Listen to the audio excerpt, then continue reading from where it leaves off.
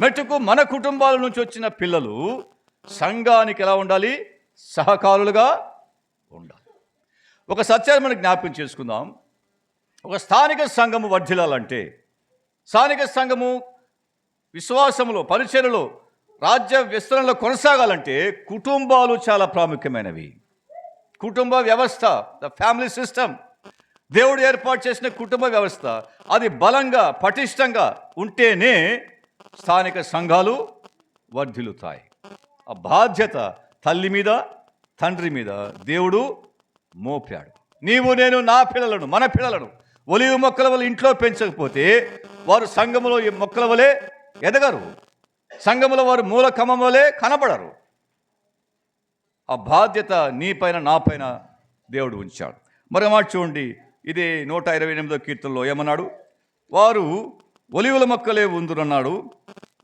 4వ వచనంలో యెహోవా యందు భయభక్తులు కలవాడు ఈలాగున ఆశీర్వదింపబడును అన్నాడు. ఏలాగున ఆశీర్వదించబడును? పైన చెప్పినవన్నీ కదా. నీవు ధనుడు పోతావు, నీ కష్టార్జిత నువ్వు తింటావు, అనుభవిస్తావు, నీ భార్య ఫలిస్తుంది, నీ పిల్లలు ఒలివుల మొక్కల వలె ఉంటారు. ఈలాగున ఆశీర్వదించబడును. మన కుటుంబాలు ఈలాగున ఆశీర్వదించబడుతున్నాయా లేదా? ఈ ఆశీర్వాదాలలో మన కుటుంబాలు ఏమైనా లోటు కలిగి ఉన్నాయా లేదా జ్ఞాపకం చేసి పరీక్షించుకుందాం. దానికి మూలం ఏంటంటే యెహోవా యందు భయభక్తులు కలిగి ఉండాలి. ఆయన త్రోవలలో మనము నడుచు వారముగా ఉండాలి. అలాగే చెప్పాడు కదా. అలా ఇప్పుడు ఏమంటున్నాడు? ఈలాగు ఆశీర్వదించబడును, సియోనుల నుండి యెహోవా నిన్ను ఆశీర్వదించును అన్నాడు. ఇది భూ సంబంధమైన ఆశీర్వాదం. పైన చెప్పినవి కష్టార్జితం అనుభవించడం కానీ, నీ భార్య, నీ లోగిడ నీ భార్య ఫలించు ద్రాక్ష వలె ఉండడం కానీ, పిల్లలు ఒలివ మొక్కలు ఉండగా, ఇవన్నీ భూ సంబంధమైన ఆశీర్వాదం. అక్కడ ఏమన్నాడంటే సియోనులో నుండి యెహోవా నిన్ను ఆశీర్వదించును. ఇది పరలోక సంబంధమైన ఆశీర్వాదం. ఎఫెసీ 1:3 ఏమన్నాడు? మన ప్రభువైన యేసుక్రీస్తు తండ్రి దేవుడు స్తుతింపబడును గాక, ఆయన క్రీస్తునందు పరలోక విషయంలో ఆత్మ సంబంధమైన ప్రతి ఆశీర్వాదము మనకు అనుగ్రహించి ఉన్నాడు. దేవుడు మన యొక్క ఆయన యందు మనం ఉంచిన భయభక్తులను బట్టి ఆయన భూ సంబంధంగా ఆశీర్వదిస్తాడు, మంచిదే. కానీ అంతకు మించిన ఆశీర్వాదం ఏంటి? పరలోక విషయంలో ఆత్మ సంబంధమైన ప్రతి ఆశీర్వాదాన్ని ఆయన మనకు అనుగ్రహించేవాడుగా ఉన్నాడు. ఈ గురి కలిగి మన కుటుంబాలు విశ్వాస యాత్రలో ముందు కొనసాగాలి. తర్వాత చెప్పాడు కదా, నీ జీవితకాలం అంతయు యెరూషలేమునకు క్షేమం కలుగుట చూచెదవన్నాడు. యెరూషలేమునకు క్షేమం కలగాలి. యెరూషలేము స్థానిక సంఘానికి గుర్తుగా ఉంది అనుకుందాం. స్థానిక సంఘము క్షేమంగా ఉండాలంటే ఎవరు కారణము? ఎవరు బాగుండాలి? కుటుంబాలు సరిగా ఉండాలి. కుటుంబ యజమాని భయభక్తులు కలిగి ఉండాలి. ఆయన భార్య ఫలించు ద్రాక్ష వలె ఉండాలి. వారి పిల్లలు ఎలా ఉండాలి? ఒలివ మొక్కల వలె ఉండాలి. అప్పుడు సంఘానికి క్షేమము కలుగుతుంది. చాలా సంఘాలలో, స్థానిక సంఘాలలో అంటే చెప్పకూడదని ఉన్నారు. పిల్లలు రౌడీలుగా ఉన్నారు. కొంతమంది విశ్వాస పిల్లలే, కొంతమంది పెద్దల పిల్లలే రౌడీలుగా ఉన్నారు, త్రాగుబోతులుగా ఉన్నారు. సంఘాలలో గలిబిలి చేసేవారుగా ఉన్నారు, సంఘాలలో దౌర్జన్యం చేసేవారుగా ఉన్నారు. ఎందువల్ల? తండ్రి భయభక్తులు లేడు, తల్లి కూడా సరిగా లేదు, అంటే భయభక్తులు లేవు. వారు భోజనం బాలేదట, వారు సిద్ధపరచబడిన వారు కాదు. యెరూషలేమునకు క్షేమము నీ కుటుంబం వల్ల, నా కుటుంబం వల్ల, మన పిల్లల వల్ల స్థానిక సంఘానికి ఏం కలగాలి? క్షేమము కలగాలి. క్షేమము కలగాలి. చెప్పగలమా మాట?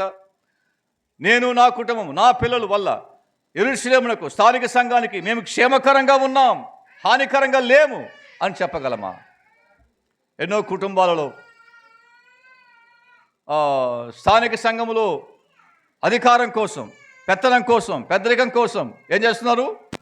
రౌడీజం చేస్తున్నారు, దౌర్జన్యం చేస్తున్నారు. అది సంఘానికి ఏమవుతుంది? క్షేమమా, హానికరమా? సంఘానికి కీడుకరమైంది. జాగ్రత్త శుభ. కుటుంబాలు స్థానిక సంఘానికి క్షేమకరంగా ఉండాలి. మన పిల్లలు స్థానిక సంఘానికి క్షేమకరంగా ఉండాలి. అందుకన్నాను కదా, యెరూషలేము యొక్క క్షేమమును జీవితకాలమంతయు యెరూషలేమునకు క్షేమం కలుగుట నీవు చూచెదవు. మనం స్థానిక సంఘంలో ఉన్నామంటే మనం ఏం చూడగలగాలి? మన జీవితకాలం అంతా, మనం చనిపోయేంత వరకు నేను ఉన్న స్థానిక సంఘము క్షేమంగా ఉండాలి. నా వల్ల, నా పిల్లల వల్ల, నా కుటుంబం వల్ల, నా స్థానిక సంఘానికి ఎటువంటి హాని కలగకూడదు. ఎటువంటి హానికరమైన ఆలోచన నా వల్ల, నా కుటుంబం వల్ల రాకూడదు. ఎల్లప్పుడూ మనం ఏం కోరుకోవాలి? స్థానిక సంఘం యొక్క క్షేమాన్ని కోరుకోవాలి. ఒక మాట వినండి,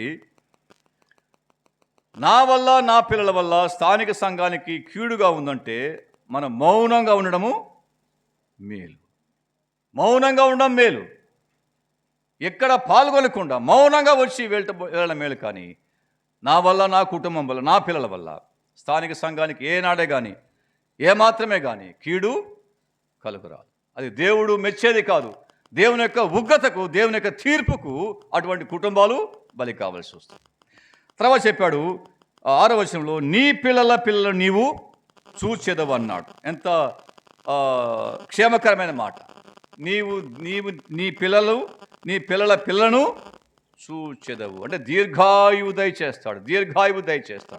వారి యొక్క సంతానాన్ని విస్తరింపచేస్తాడు. అబ్రహాముతో ఇచ్చిన వాగ్దానం ప్రకారంగా అబ్రహాంకి ఏమన్నాడు?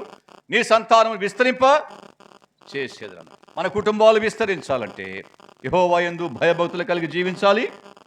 ఆయన త్రోవలందు నడవాలి. దేవునికి స్తోత్రం. నెల్లూరు జిల్లాలో అనేకమైన మన స్థానిక సంఘాలలో చాలా కుటుంబాలు భక్తి కలిగి జీవించారు మన పితరులు. వారి యొక్క పరంపరలో చాలామంది మనం కొనసాగుతూ ఉన్నాం. అందుని బట్టి దేవునికి స్తోత్రం చెల్లిస్తున్నాం. ఆ తరం వెళ్ళిపోయిన తర్వాత తరం వారు స్థానిక సంఘాలు భయభక్తులతో కలిసి నడిపిస్తూ సంఘాన్ని కొనసాగిస్తున్నట్టుగా మనం జ్ఞాపకం చేసుకుని మనము దేవునికి స్తోత్రం చెల్లిస్తున్నాం.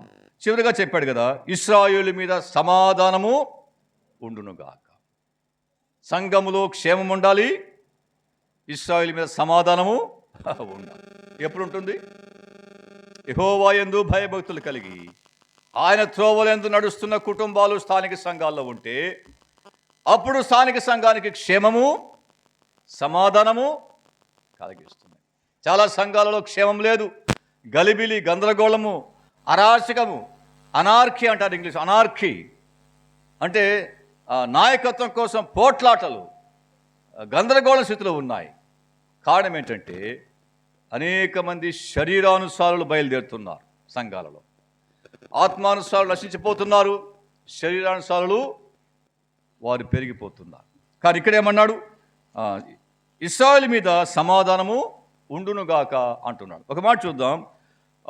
2వ సమూయేలు గ్రంథంలో మనకు బాగా పరిచయం ఉన్న దావీదు రాజు గురించి మనం జ్ఞాపకం చేసుకుందాం. దావీదు రాజు ఆయన రాజు అయిన తర్వాత ఆయన చేసిన గంభీరమైన ప్రార్థన. 2వ సమూయేలు గ్రంథము 7వ అధ్యాయం 2వ సమూయేలు గ్రంథము 7వ అధ్యాయం 18 గమనించండి.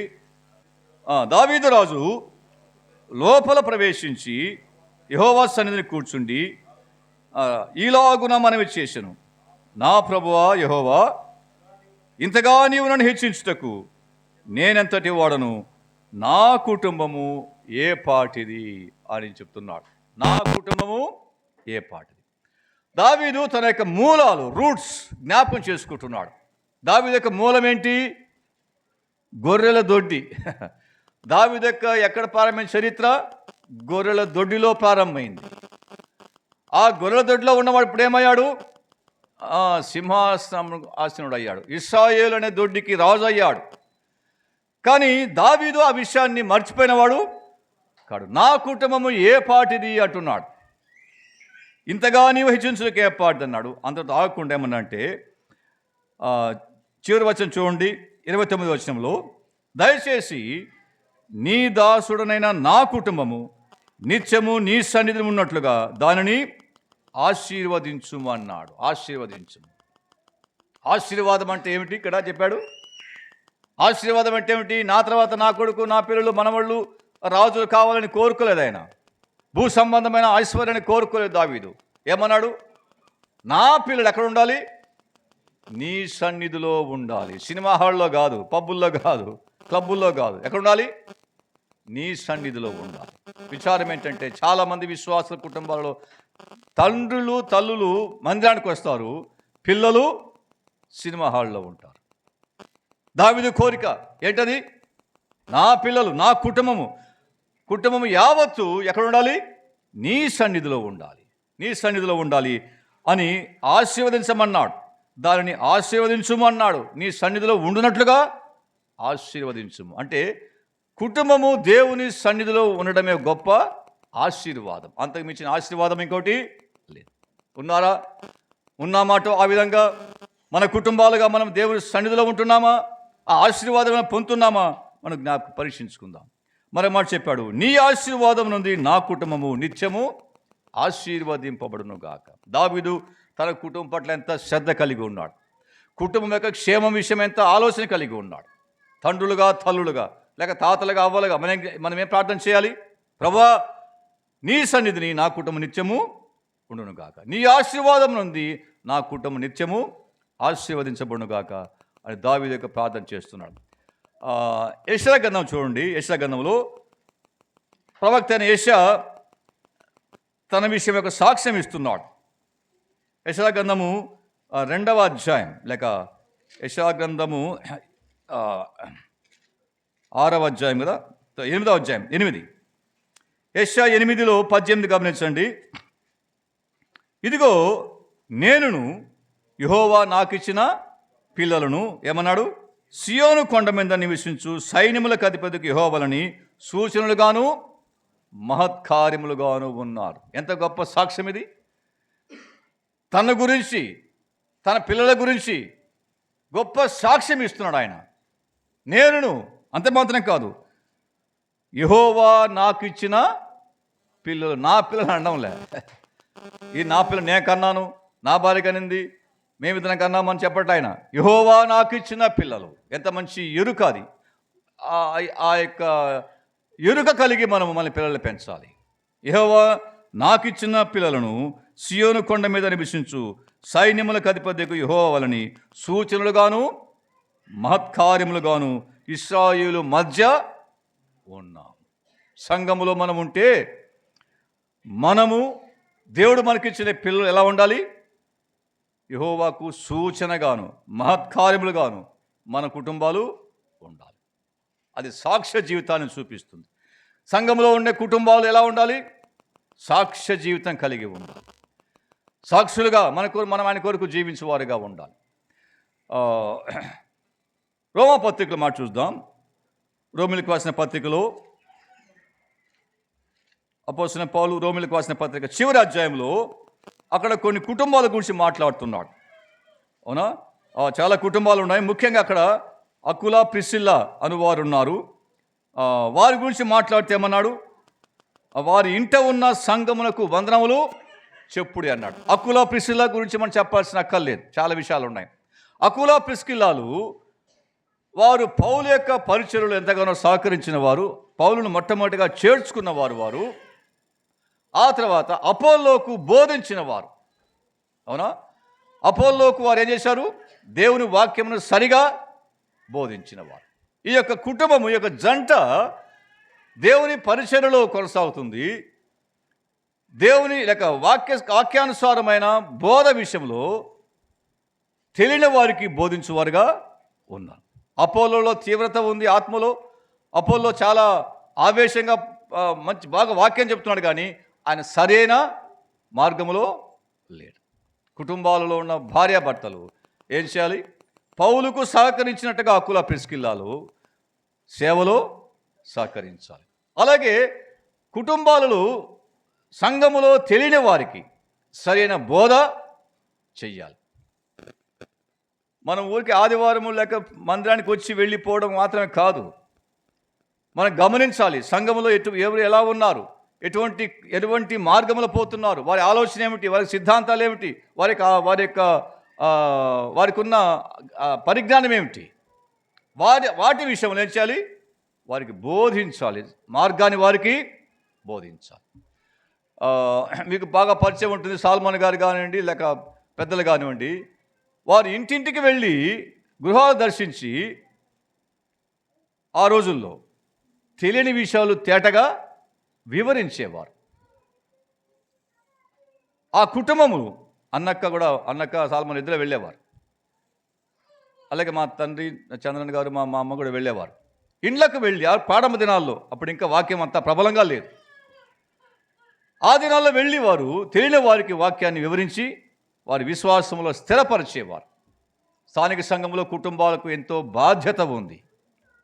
ఊరికి వచ్చి వెళ్ళిపోయే ఇది సంఘం అంటే వాక్యం విని వెళ్ళిపోయే ఒక సంస్థ కాదు. ఇది బాధ్యతతో కూడిన పని ప్రతి ఒక్కరికి స్థానిక సంఘంలో ఉంది. కుటుంబాలకు ఉంది, యవనస్తులకు ఉంది, పెద్దలకు ఉంది, సువార్తికులకు ఉంది, పరిచారకులు కూడా. మరి ముఖ్యంగా కుటుంబాలు జాగ్రత్త కలిగి, వివేచన కలిగి, లక్ష్యము కలిగి, సంఘం యొక్క క్షేమం కొరకై, సమాధానం కొరకై పనిచేసే వారంగా ఉండాలని ప్రభు ఆశిస్తున్నాడు. దావీదు యొక్క కుటుంబం గురించి మాట్లాడుకున్నాం, అలాగే యోబు యొక్క కుటుంబం గురించి మాట్లాడుకున్నాం, అలాగే యెషయా కుటుంబాన్ని గురించి మనము మాట్లాడుకున్నాం. మన కుటుంబాలు వారి పోలికలు ఎలాగున్నాయో జ్ఞాపకం చేసుకుందాం. స్థానిక సంఘాలలో అలాగున్న మన కుటుంబాలు ఉన్నాయా?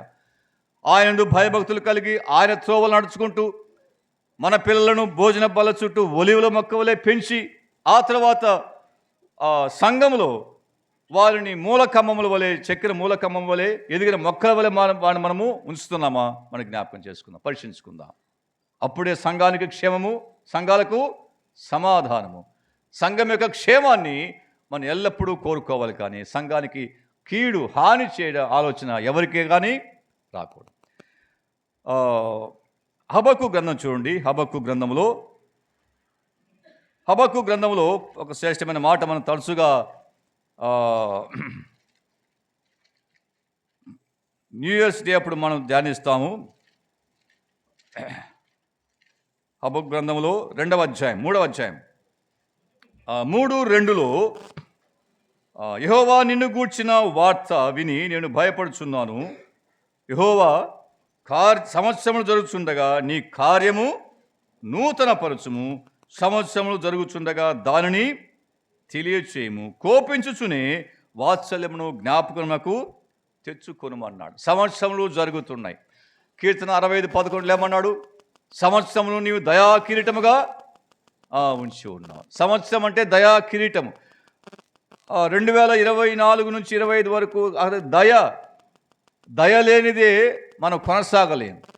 ఆయన దయ, ఆయన కనికరము, ఆయన వాత్సల్యము, ఆయన కటాక్షము మన మీద ఉండడాన్ని బట్టి మనం ఒక సంవత్సరాన్ని మనము దాటి వెళ్తున్నాం. ఆయన ప్రతి సంవత్సరాన్ని మనకు దయా కిరీటముగా ఇస్తున్నాడు. ఇప్పుడు నాకు 69 సంవత్సరాలు. నా తల మీద ఎన్ని ఉన్నాయి? 69 కిరీటాలు ఉన్నాయి. ఏ కిరీటాలు అవి? దయా కిరీటాలు. అలాగే 70-80 సంవత్సరాలు గల వాళ్ళు ఉన్నారు ఇక్కడ. వారి తలల మీద ఉండే కిరీటాలు ఎన్ని కిరీటాలు? ఎన్ని సంవత్సరాలు?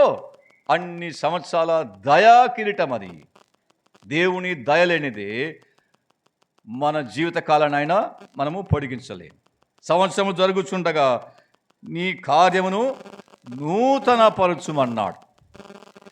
మన జీవితాల్లో ఒక సంవత్సరాన్ని దేవుడు పొడిగించాడు అని సంతోషించడం మంచిదే, కానీ ఏమని ప్రార్థించాలి? నీ కార్యమును నూతన పరచుము. ఇది ప్రతి విశ్వాసి మన జీవితాల్లో జ్ఞాపకం ఉంచుకో. సంవత్సరములు జరుగుతున్నాయి. వ్యక్తిగతంగా, కుటుంబంగా, సంఘముగా సంవత్సరాలు జరుగుతున్నాయి. కానీ పాతవే కాదు. ఏం చేయాలి? దేవుడు తన కార్యాన్ని మన జీవితాలలో, మన కుటుంబాలలో ఏం చేయాలి? నూతన పరుచినట్లుగా మనము ప్రార్థన చేయాలి. ఉందా నూతనత్వం మన జీవితాల్లో? గత సంవత్సరం కంటే ఈ సంవత్సరం అదనంగా ఏమైనా చేర్చబడిందా? ఏదైనా కొత్తగా ఉందా?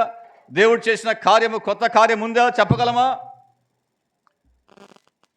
దేవుడు మనకు సంవత్సరాలు ఇస్తుండగా దయా కిరీటాలైన దయచేత, ఆ కిరీటం ఎట్లా వచ్చింది? మనం కోరుకుంటూ వచ్చింది కాదు, మనం ప్రయాసపడితే వచ్చింది కాదు, మన భక్తి వల్ల వచ్చింది కాదు. ఆయన దయ చూపితే ఆ కిరీటం మనకు వచ్చింది. దేవునికి స్తోత్రం. కానీ మన ప్రార్థన ఏమిటి? మన ఆలోచన ఏమిటి? ఎలా ఉండాలి? ప్రభువా, నీవు నాకు సంవత్సరాన్ని ఇస్తున్నావు, నూతన సంవత్సరాన్ని ఇస్తున్నావు. సంవత్సరాలు జరుగుతున్నాయి. ఇవన్నీ నీ దయచేతనే జరుగుతున్నాయి.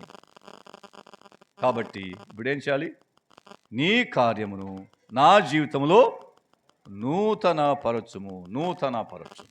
ఆ నూతనత్వాని కోసంగా మనం ప్రార్థన చెయ్యాలి. ఆ దయాకిరీటం కోసంగా దేవునికి స్తుతులు చెల్లించాలి. అది ఒక అంశము. రాబో సంవత్సరాలు ఏం చేయాలి? నూతన పరచమని ప్రార్థన చేయాలి. స్తుతి ప్రార్థన ఇవి రెండు ఇక్కడ కలిసి ఉన్నాయి. దయచేత కిరీటం ఇస్తున్నాడు ఆయన. అది ఆయన దయ వల్ల కలిగింది. మన బాధ్యత ఏమిటి? నూతన పరచమని ఆయనకు ప్రార్థన చేయాలి. అలాగే సంవత్సరము జరుగుతుండగా దానిని తెలియజేయమన్నాడు. ఆయన ఏ కార్యం చేయబోతున్నాడో దానిని నాకు తెలియజేయమన్నాడు. ఇక్కడ ఏంటంటే, ఈ సంవత్సరం అయిపోయింది, ఇంకా రాబో సంవత్సరంలో నేను నీ కొరకు ఏ విధంగా నూతనంగా జీవించాలో నాకు తెలియపరచు. ఈ సంవత్సరం అంతా, ఈ సంవత్సరాలు నన్ను నడిపించావు, కాపాడు, భద్రపరిచావు. అక్కడ చెప్పాడు, కోపించుచునే వాత్సల్యము కదా. గత సంవత్సరాల్లో ఆయన కోపించాడు, కానీ వాత్సల్యం చూపించాడు. ఎన్నో కష్టాలు, బాధలు, మనం చేసిన పొరపాట్లు, లోటుపాట్లలో ఆయన మనల్ని కోపిస్తున్నాడు, దండించాడు, శిక్షించాడు. కానీ ఆ దండనలో, శిక్షలో కోపం ఏముంది? వాత్సల్యాన్ని ఆయన కనపరిచాడు. ఆయన వాత్సల్యం చూపించకపోతే మనం నశించిపోయేవారం. ఆయన కోపించునే వాత్సల్యమును జ్ఞాపకముకు తెచ్చుకోమన్నాడు. కానీ సంవత్సరములు జరుగుచుండగా నీవు నా జీవితం పట్ల చేయబోయే కార్యమేంటో, నూతన కార్యమేంటో నాకు తెలియచేయం. Let me know the new things you are going to make in my life. నా జీవితంలో నీవు జరిగించే నూతన కార్యం ఏంటి నాకు తెలియచేస్తే ఆ ప్రకారంగా నేను నడుచుకుంటాను.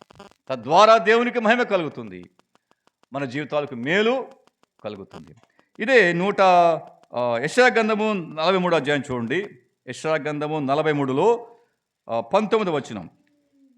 యెషయా గ్రంథము 43:19.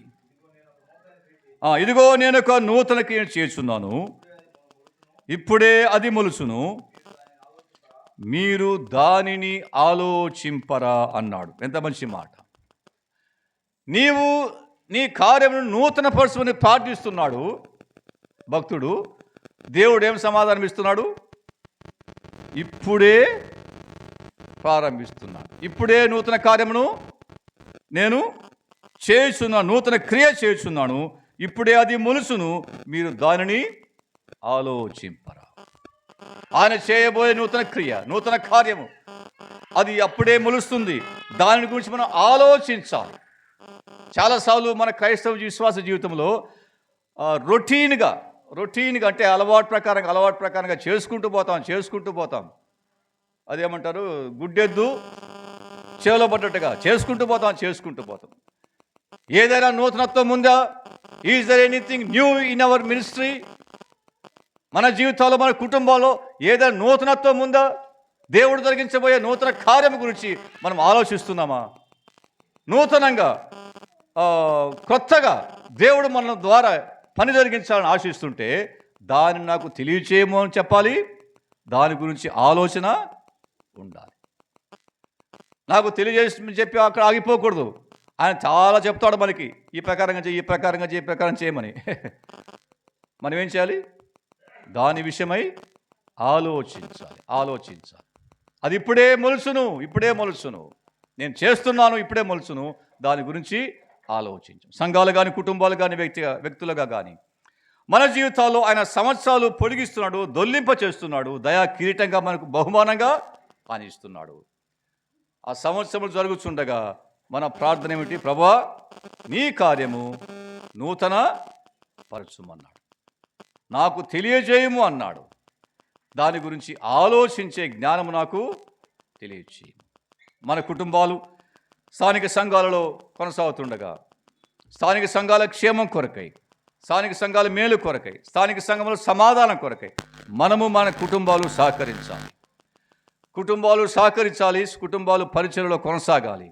కుటుంబాలు సంఘ క్షేమం కొరకు పాటుపడాలి, ప్రార్థన చేయాలి. సంఘములో సమాధానం ఉండే విధంగా కుటుంబాలు కృషి చేయాలి. సమాధానాన్ని చెడగొట్టే కుటుంబాలుగా మన కుటుంబాలు ఉండరా. అప్పుడే దేవుని యొక్క మహిమ సంఘములో మనం చూడగలం. ఇశ్రాయేలు కాలంలో ఏమైంది? ఈకాబోదు కదా, ఈకాబోదు అంటే ఏంటి? మహిమ వెడలిపోయింది, మహిమ వెడలిపోయింది. కానీ 128వ కీర్తనలో ఆ భక్తి గల కుటుంబము, ఆ మాదిరి గల కుటుంబము, సంఘం యొక్క క్షేమాన్ని, సంఘం యొక్క సమాధానాన్ని వారు కోరుకున్న వారుగా ఉన్నారు. వారికి మేలు కలిగింది, సంఘానికి క్షేమము కలిగింది. అలాగున సంఘాలలో ఉన్న మన కుటుంబాలు యెహోవా యందు భయభక్తులు కలిగి ఆయన త్రోవలు నడుచుకుంటూ మన పిల్లలను సంఘములో సహకారులుగా, పరిచారకులుగా, ఎదిగిన మొక్కలుగా, చెక్కబడిన మూలకమ్మములుగా వారిని సంఘములో ప్రవేశపెట్టిన వారంగా సంఘ క్షేమం కొరకు, సంఘం వృద్ధి కొరకు పాటుపడినట్లుగా దేవుడు మనకు కృప దయచేయను గాక. అట్టి ప్రార్థన మనం చేస్తూ విశ్వాసయాత్రలో ముందుకు కొనసాగు. దేవుని వాక్యం మన కొరకు దీవించునుగా.